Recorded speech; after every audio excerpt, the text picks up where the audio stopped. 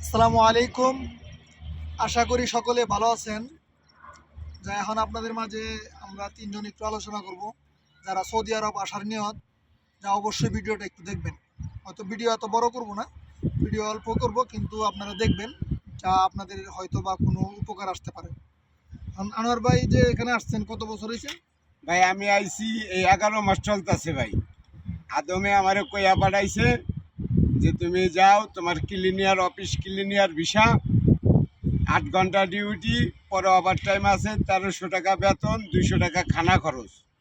এখন আইয়া দেহি মানে বেতন পাই এলো 600, খাওয়া নিজে, থাকা কোম্পানির, পানি পর্যন্ত কিন্না খাইতে হয়, কামের কোনো সাইজ বাইজ নাই, কোনো ছুটি নাই, বুঝলেন।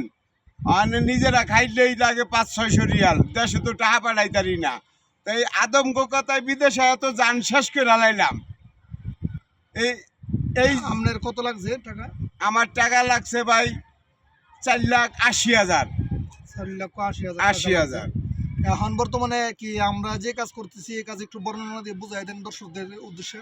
এটা হলো, এই যে দেখেন, এটা হলো কাজ সিক্কিন।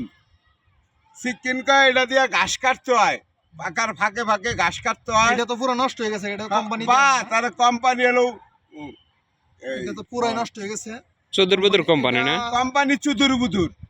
আরবিতে এটারে খারবান বলা হয়। যে কোনো জিনিস, নষ্ট জিনিসকে আরবিতে খারবান বলা খারবান। হয়। খারবান হয়ে গেছে। কামের মানে নষ্ট হয়ে গেলে খারবান। নষ্ট হয়ে গেলে জিনিসটাকে, যে কোনো জিনিস নষ্ট বলতে শব্দের অর্থই খারবান। বুঝলেন। নইয়া। আর এই রৌদ্রের মধ্যেই কাম করায়, বাঙ্গাটা দিয়েই কাম করায়, কামের কোনো সিঁড়িবিড়ি নাই। মাছরি আছে, মাছরি হলো যাতে খারাপ। মার্সি মানে যারা মিশরের পারি, এদেরকে মার্সি বলা হয়। মাছরি বলা হয়, এরা চরম খারাপ। এর আগে সুদানিরা ভালো আছিল, দুঃখ কষ্ট বুঝতো, সুদানি ভালো। মাছরি হয়েছে খানদাইনা খারাপ।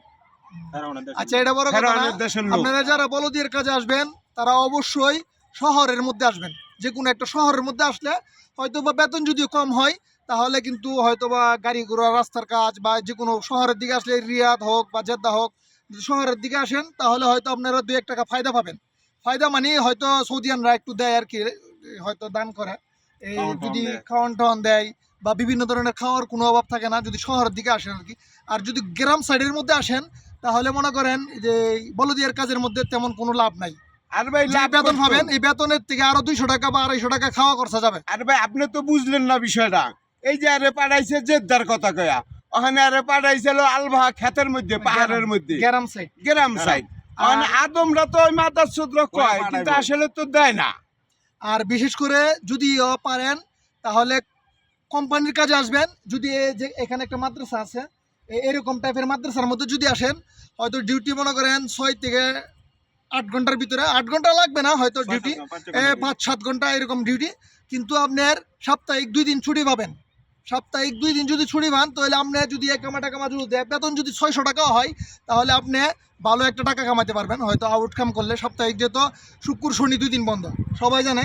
মাদ্রাসার কামে যদি আসেন, শুক্র শনি 2 দিন বন্ধ, আপনারা ভালো একটা টাকা কামাইতে পারেন। আর মাদ্রাসার কাজ যে এত বেশি কঠিন না যে আপনি পারবেন না, আমার দ্বারা সম্ভব না, এরকম কোনো কিছুই না। মাদ্রাসার কাজের মধ্যে অনেক আরাম আছে। আপনারা যদি সঠিক যদি একটা বিষয় নিয়ে আসতে পারেন, তাহলে মাদ্রাসার কাম বা হসপিটালের কাম, যেগুলোর মধ্যে ডিউটি বেশি কিন্তু সাপ্তাহিক বন্ধ আছে, যেমন মাদ্রাসার কামের মধ্যে 2 দিন বন্ধ, মাস্ট আপনি অন্য একটা কাজ করতে পারবেন। এর জন্য আপনাদেরকে এই পরামর্শ দিতেছি। কিন্তু দালাল ধরেন ভালো কথা, কিন্তু আপনি যে বিষয়টা নেন, এটা যাতে লিগেল একটা ভালো একটা বিষয় হয়।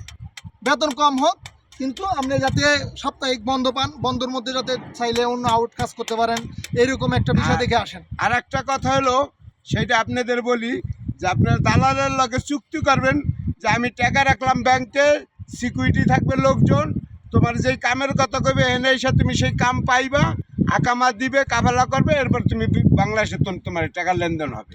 ওর কথাটা সুন্দর, এইভাবে কিন্তু আসবে। আগে টাকা দিবেন না। কথাটা দারুণ কথা কিন্তু হয়তো বলছে। আগে টাকা দেওয়ার দরকার নাই, হয়তো টাকা দিবেন, অল্প কিছু টাকা দিবেন, ওর যা খরচ হয়েছে এই টাকাটা দিবেন, বা এর চেয়ে আরো কম দেওয়ার চেষ্টা করবেন। কিন্তু বাকি টাকা আমার হাতে নাতে যে কাজ, যে কথা বলছে, এই কাজে কাজে কলমে যদি মিলে, তাহলে বাকি টাকা ওকে বলে দিবেন, ওকে ব্যাংকের মাধ্যমে ওকে দিয়ে দিবে। ওর যা খরচা হবে তা কিছু টাকা ওকে অ্যাডভান্স দিবেন। টাকা মানে আগে এটা- দিবেন না, সম্পূর্ণ টাকা আগে দিবেন না। আগে এটাই দিলেই আপনারে কাম সঠিক দিবে না। আপনার এটাই বড় কানতে ভাইয়ের কানতে কথা। জীবন চলে যাবে।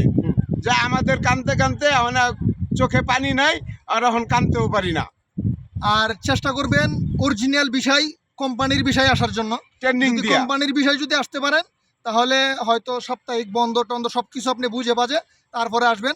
হয়তো ভালো একটা টাকা যদি 40-45 যদি এরকম টাকায় যদি কামানোর জন্য আসতে চান সৌদি আরব, তাহলে 40-45 বা 50 যদি আসেন তাহলে এর ভিতরে আসতে পারেন। আপনি আপনারা কিছু বলবেন ভাই? আপনারা যখনই বলবে যে ওই হোস্টেলের কাম, ক্যান্টিনের কাম, ওই মেডিকেলের কাম, এই কাম হেই কাম, কামের অভাব নাই, এই কথা কয়ে যে বিষয় এটা বেরোবে, ওই supply। বিষয় আসবেন না। ওই বিষয় ভুয়া বিষয়। কোম্পানির যে কোনো একটি কাম হয়, যদি বলে আপনি যদি এই কাজটা না পারেন তাহলে আপনার আরেকটা কাজ দেওয়া হবে, ওটাই তার supply। মানে এটা ভুয়া ডুপ্লিকেট, ভিসা। এটা ভুয়া সাপ্লাই ভিসা। ভিসা, এটা ভুয়া। যদি আপনাকে বলে 2-3টা কাম দেব, এটা না পারলে আরেকটা দেবো, এটা না পারলে আরেকটা দেবো, তার মানে বুঝবেন এটা কোম্পানির অরিজিনাল ভিসা না, না, এটা 100% শিওর। ভুয়া বিষয়। আচ্ছা, ভালো থাকবেন, আল্লাহ হাফেজ। আর যদি চ্যানেলটা ভালো লাগে তাহলে আমার চ্যানেলটা Subscribe সাবস্ক্রাইব করে করে দিবেন, আর একটা like পাশে দিবেন। একটা লাইক দিবেন, আর পাশে থাকা বেল আইকনটি বাজিয়ে দিবেন। আল্লাহ হাফেজ, বাই বাই।